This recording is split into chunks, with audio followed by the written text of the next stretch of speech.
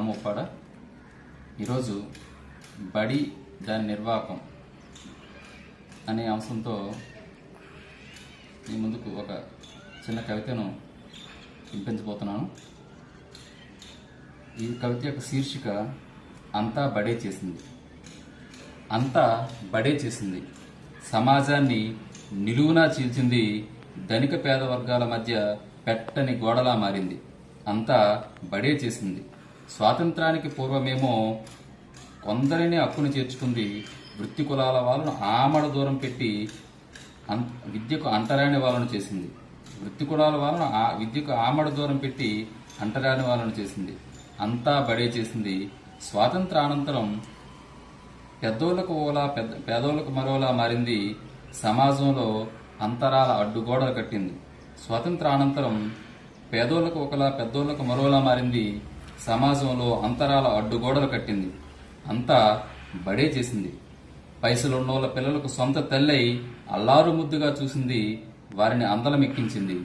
పేదోళ్ల పిల్లలకు సవతి తల్లై వానాకాలం చదువులిచ్చింది, వారిని ఎటూ కాకుండా చేసింది. అంతా బడే చేసింది. వ్యాపారుల చేతుల్లో కీలుబొమ్మ అయింది, చదువున అంగడి సరుకుగా మార్చి అక్షరానికో రేటు కట్టింది. వ్యాపారుల చేతుల్లో కీలు బొమ్మ అయింది, చదువున అంగడి సరుకుగా మార్చి అక్షరానికో రేటు కట్టింది, వాటిని పేదలకు అందరంత ఎత్తున పెట్టింది. అంతా బడే చేసింది. కొందరికి ఇంటర్నేషనల్ స్కూల్ అయింది, మరికొందరికి కార్పొరేట్ కాన్వెంట్ స్కూల్ అయింది. పేదోళ్లకు మాత్రం వీధిబడిగా మారి ఒక్కరిద్దరు టీచర్లతో ఈసురోమని నడిచింది. అంతా బడే చేసింది. కొందరికి ఐఐటి నీట్ కోచింగ్లతో ఆకాశానికి నిచ్చెన లేసింది, లక్షల ప్యాకేజీలకు అధిపతులను చేసింది. కొందరికి ఐఐటి నీట్ కోచింగ్లతో ఆకాశానికి నిచ్చెన లేసింది, లక్షల ప్యాకేజీలకు అధిపతులను చేసింది. మరికొందరికి ఏమో ప్రభుత్వ బడిగా మారి బంధనాల మధ్య కత్తి మీద సాము చేయించి కానిస్టేబుళ్లు కర్మాగారాలలో 10-15 వేలకు పనిచేసే కార్మికులుగా మార్చింది. అంతా బడే చేసింది. International, corporate, convent, KV, Navodaya, గురుకుల, ఆశ్రమ, మైనారిటీ, జిల్లా, మండల పరిషత్ అనే పేర్లతో రకరకాల రంగులు మార్చి ఎన్నెన్నో అవతారాలు ఎత్తింది. రాజ్యాంగం కల్పించిన విద్యా హక్కును అందరికీ సమానంగా దక్కకుండా చేసింది. ఎన్నెన్నో అవతారాలు ఎత్తింది. రాజ్యాంగం కల్పించిన విద్యా హక్కును అందరికీ సమానంగా దక్కకుండా చేసింది. అంతా బడే చేసింది. ఉపాధి చదువుల పేరుతో లెక్కలకు మిక్కిలి ప్రాధాన్యమిచ్చింది. సాంఘిక శాస్త్రానికి సంఘ బహిష్కరణ గావించి మనిషి మరో మనిషిని గురించి ఆలోచించలేనంత ఏకాకిని చేసింది. ఉపాధి చదువుల పేరుతో లెక్కలకు మిక్కిలి ప్రాధాన్యమిచ్చింది. సాంఘిక శాస్త్రానికి సంఘ బహిష్కరణ గావించి మనిషి మరో మనిషిని గురించి ఆలోచించలేనంత ఏకాకిని చేసింది. అంతా బడే చేసింది.